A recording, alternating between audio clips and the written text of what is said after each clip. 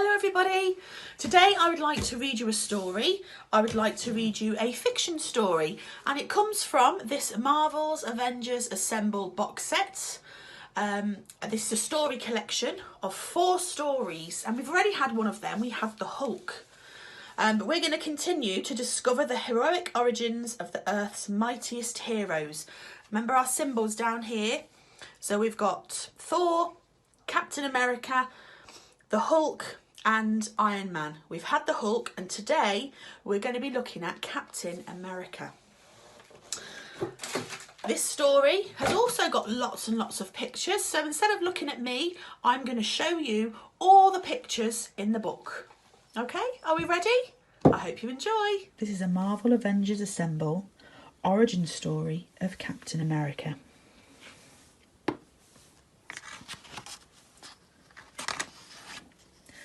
Before you were born, in fact long before even the oldest person you know had been born, a peaceful little island sat right off the mainland of a place that was called different things by all the different nations of people who lived there.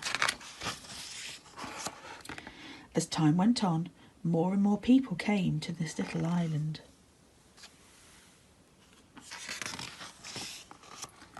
They wanted to leave behind the lives they led in a place they called the Old World, and build new ones in a place where they believed anything was possible.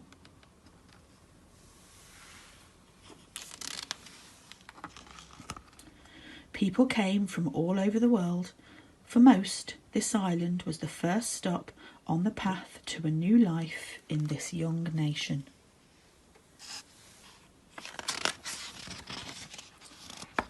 The island was known as Manhattan in the city of New York. The country would be known as the United States of America, or America for short. Before America was even 200 years old, it was called upon to fight alongside other countries in a terrible war that was destroying the world.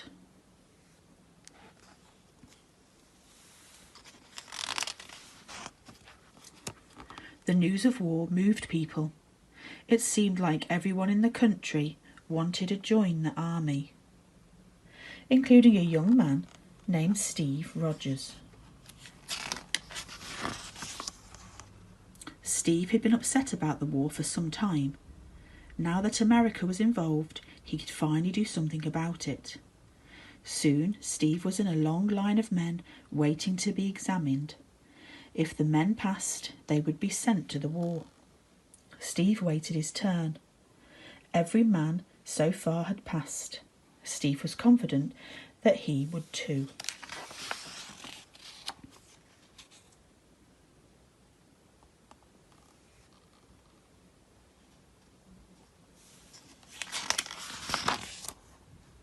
The doctor told Steve that he was in no shape to join the army. But then he told him there was another way to get into the army, and he handed Steve a file marked classified, Project Rebirth. The doctor told Steve that if the experiment worked, he would be able to join the army. Steve said he would try anything to become a soldier. The doctor called in a general named Chester Phillips. General Phillips was in charge of Project Rebirth. The general led Steve down a hidden hallway to a secret exit. Soon, the 2 men were crossing the bridge into nearby Brooklyn. They arrived at an antique shop in a run-down, dangerous-looking area. An old woman let them in and led them downstairs.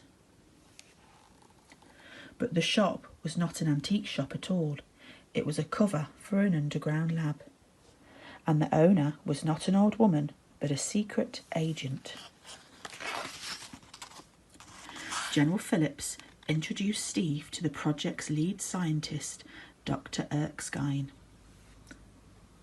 He told Steve that the super soldier serum, combined with the Vita Rays, would transform him from frail and sickly Steve Rogers into America's first Avenger. The experiment was a success.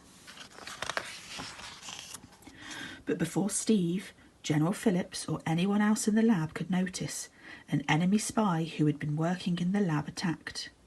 He did not want the Americans to have such power.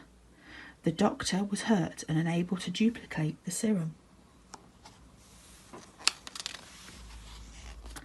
But Steve, in his new super soldier body, was safe, and he was angry. The army put Steve through special training camp to teach him how to use his new body. The general presented Steve with a special shield made of the strongest known metal and a unique costume to help mask his identity. With the costume and shield, Steve would now be known as America's most powerful soldier, Captain America. Captain America's missions were often dangerous. In order to keep his secret safe, the general asked Steve to pretend to be a clumsy army private. But when no one was looking, Steve put on his costume and fought for justice. Steve's reputation as a clumsy guy meant he was often transferred. But Steve's moving around allowed Captain America to fight on many different fronts of the worldwide war. No one ever suspected that the worst private in the US Army was also the best soldier that the Army had.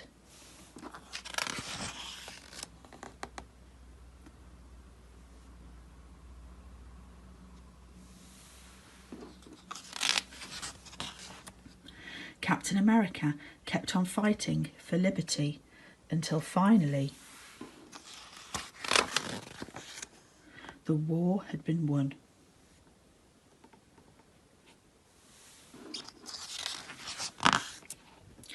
Though the country might not always live up to its promises, as long as Steve was able to, he vowed to protect it and its ideals: justice, equality, freedom